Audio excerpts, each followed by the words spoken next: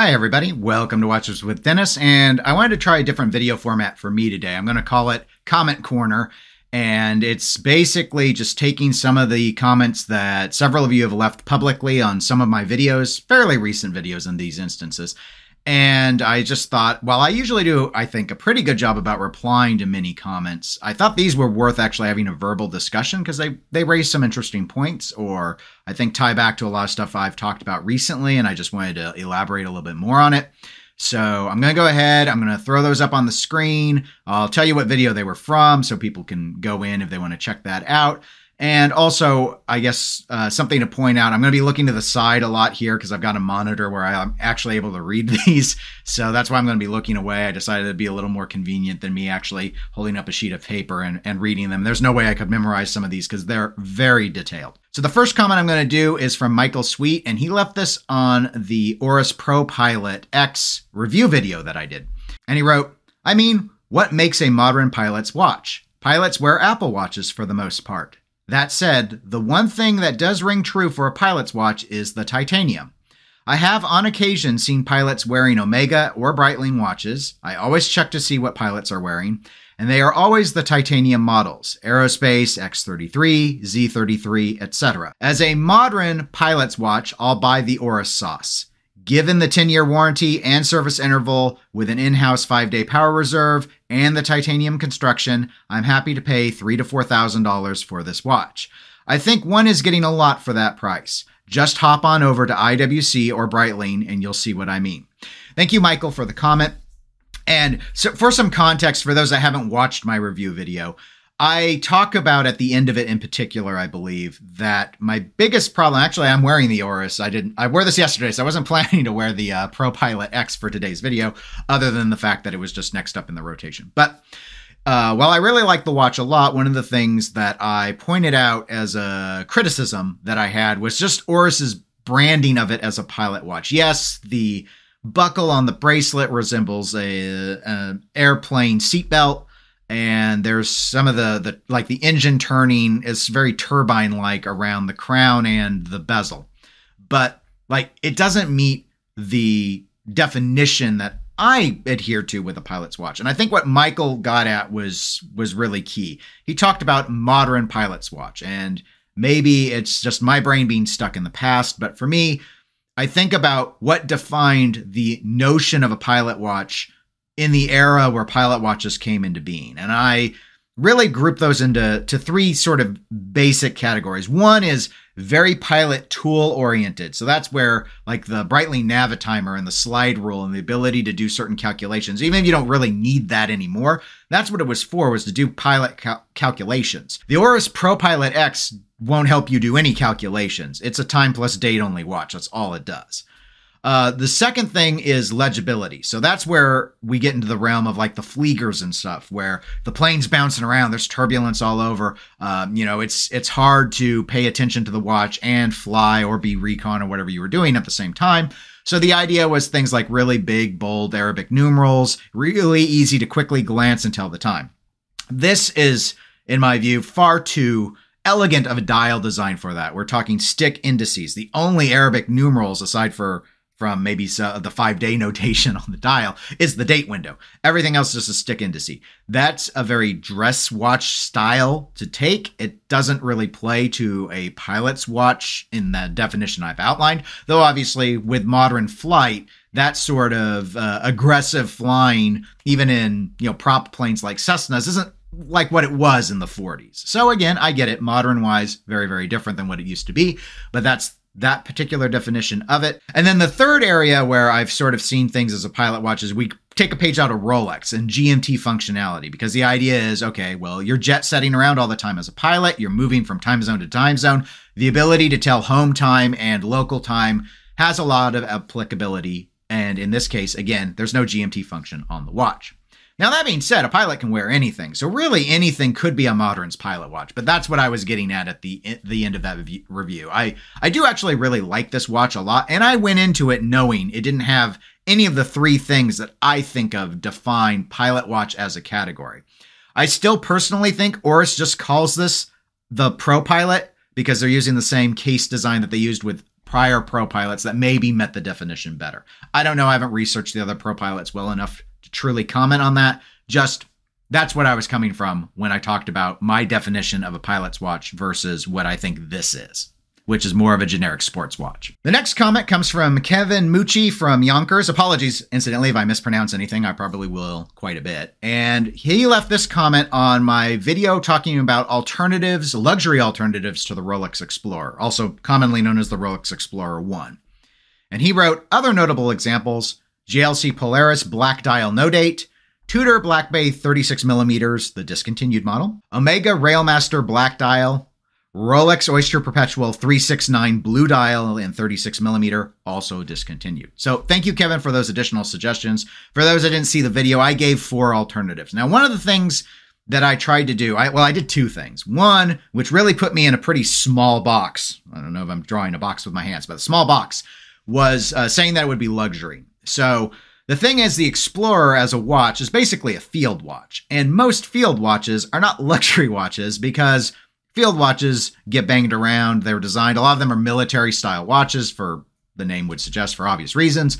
And so I find it fairly difficult to find field watches in the luxury space. And in that video, I defined luxury as just anything over $1,000. Now, the other aspect that was sort of challenging that I chose to subscribe to was basically that 369 configuration. Like, I was okay if you had a 12 or not, and maybe one of the other numerals was missing. I don't think it was in any of the examples I showed you guys. But my thought was, if you're looking for an alternative, you want something fairly similar in the way the dial, this particular dial, the Rolex Explorer dial, is configured. And so I basically came up with just 4 options. I really actually struggled to find 4. So it's nice to see some of these other examples. I did not go down the discontinued path. I did deliberately stick with produced models, but some of these things like the Rolex Oyster Perpetual 369, those are readily available. You can find them quite easily. So these are some good alternative options for those of you that wanted some more ideas beyond what I happened to suggest in that video. Now, all these final comments are actually going to have to do with my video on the new Omega Aquaterra World Timers. That was one of my most recent videos. And the first comment I want to start with is one from Brendan Boswell, who wrote, "Why post videos on watches you don't own?" And this doesn't really have to do with the World Timers specifically, but the comment was on that video. But I want to go ahead and address this because it's actually a pretty interesting question, I think. So the short answer, and I did reply to this comment in the comment section, was that because I enjoy talking about watches, and I'm not just going to wait to talk about watches if I happen to own them. Going a little deeper down, because I don't know what was being implied here per se, but I have some suspicions. So I want to touch on those. The first is whether or not people should commentate on watches they've never actually owned. And I don't know if we want to just say possessed as in handled or owned as in you literally, it's your watch. So I should say I object on principle to the notion that you cannot commentate or should not commentate on watches or any product without even having handled them. I don't even think you need to handle them.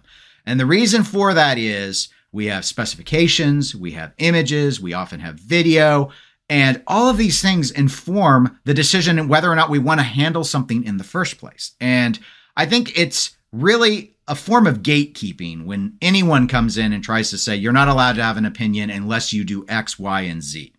So that's the first part.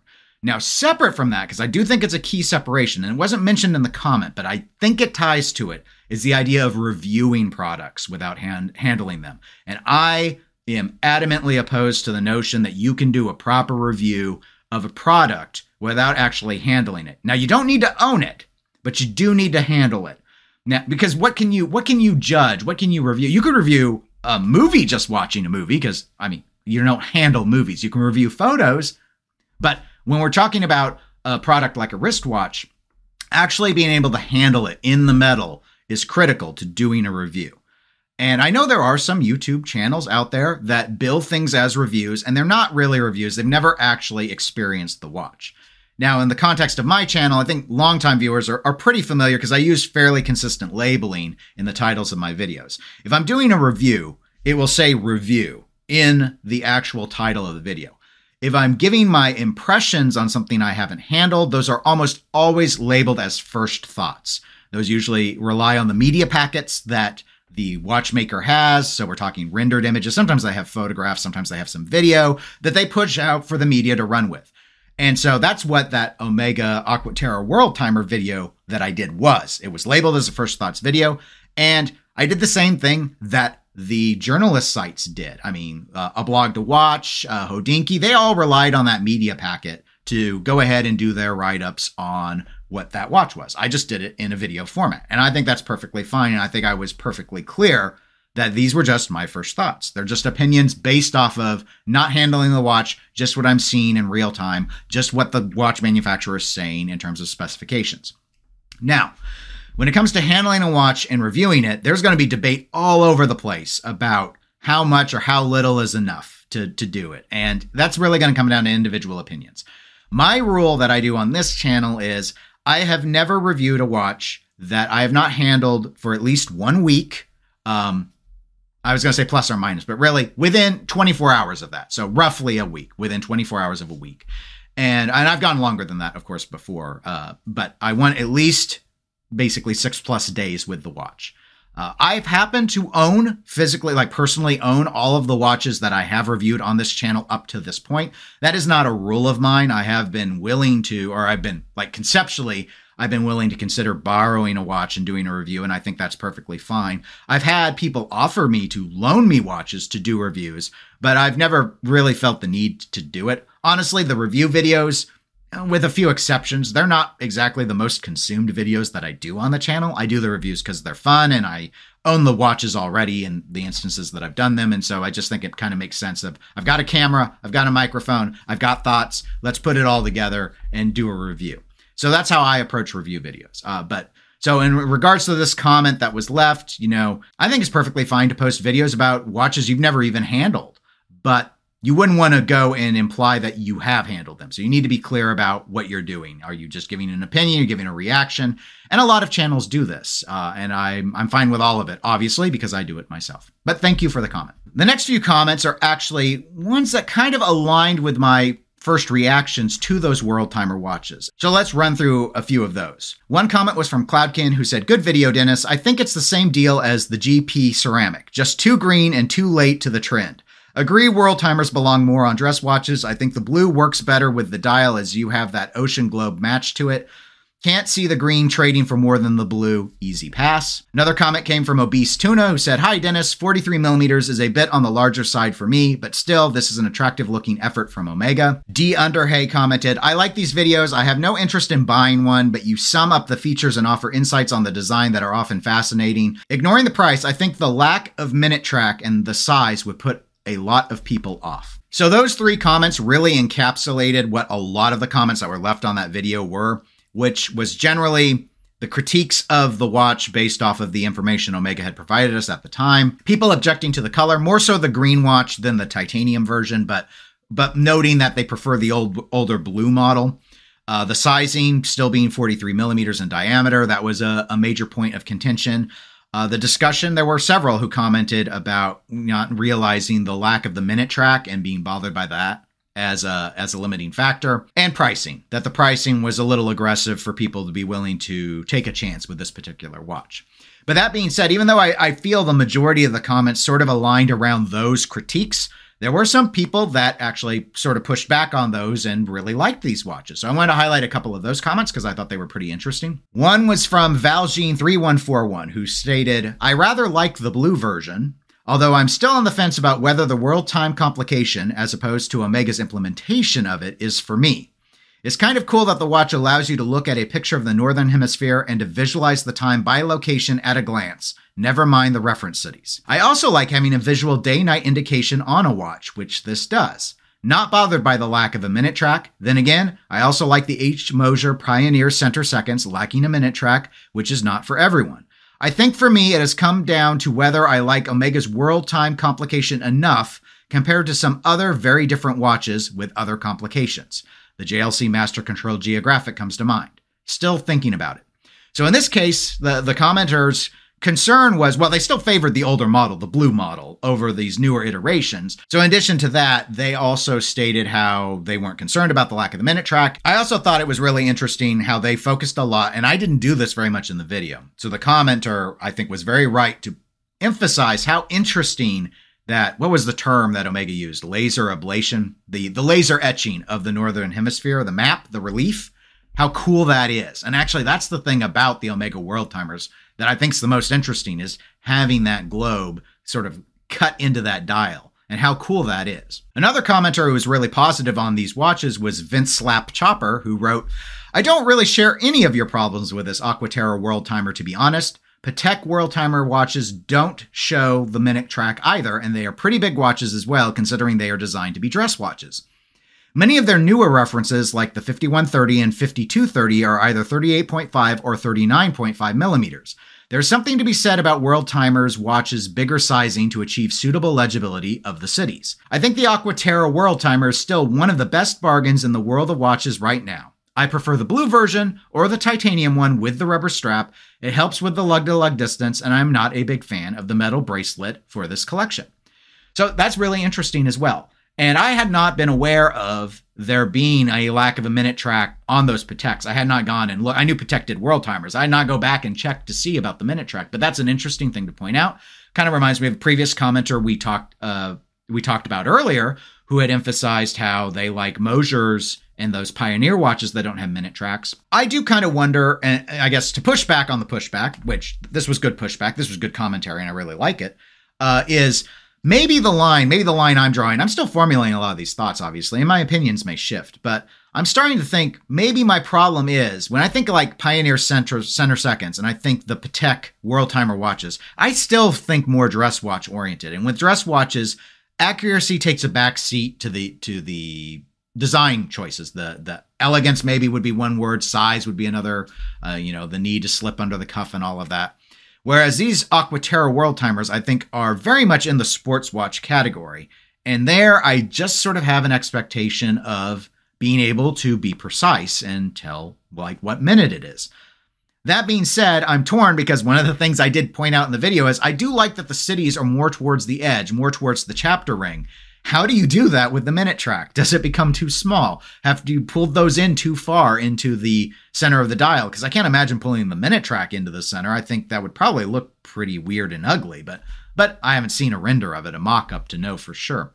So anyway, there are a lot of people that are intrigued by these watches, interested by them. Again, we saw in the two comments I highlighted that there were mostly orientation towards the older version, the blue dial version. But I'm sure there were some that were there that like the other colors. I know there was at least one comment, I haven't pulled it up for this video, who did actually like the green quite a bit. So there's always a watch for every personality and every set of tastes. But anyway, that's it I have for this comment corner that I decided to do. Does this video format work? Do you guys like this? Is it too weird? Is it weird calling out these the comments are public, so I wasn't really concerned about calling them out, but I don't know if it makes sense as a format or not. So comment below if this is like something you like watching. And if not, I'll drop it and we'll just move on with some other formats instead. Other than that, let me see. What else can I plug? Oh yeah, the 99-cent club. We do have a club that you can join. We do have a variety of those emojis and their badges and stuff. It's 99 cents a month. So if you're interested in joining that, there is a link in the description. You can click on that and join that. And other than that, if you enjoyed the video, please do give it a like. It does help the channel. And if you aren't subscribed to the channel and you want to be notified when I have new videos, you just click subscribe and it takes care of everything for you. And other than that, I'll talk to y'all on the next one. Take care, everybody.